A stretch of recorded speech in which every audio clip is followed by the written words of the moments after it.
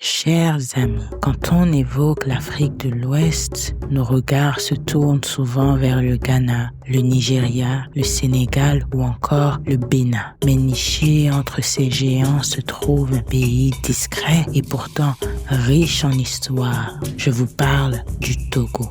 Aujourd'hui, je vous conte l'histoire d'un roi redouté et d'un peuple brisé.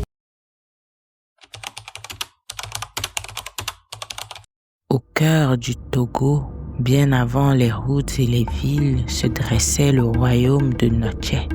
Un royaume où l'espoir s'étouffait derrière des pierres. Un seul souverain, le roi Agokoli.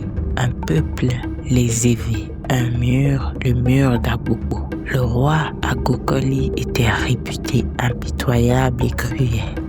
On raconte qu'il fit ériger un mur immense et infranchissable, encerclant tout son peuple. Pourquoi?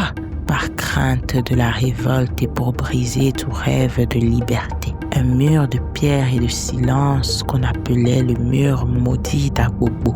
Une seule chose que le souverain n'avait pas anticipée était l'ingéniosité de son peuple. Les Évé, résilients, n'étaient pas prêts à se laisser mourir ainsi. Alors, chaque nuit, quand les tambours se taisaient et que la lune veillait seule, un souffle d'espoir naissait. Ensemble, ils creusaient patiemment dans le plus grand secret. Après des nuits de travail collectif, c'est dans un silence perçant qu'un à un, ils fuyaient, marchant sans bruit dans l'obscurité, fuyant vers l'inconnu.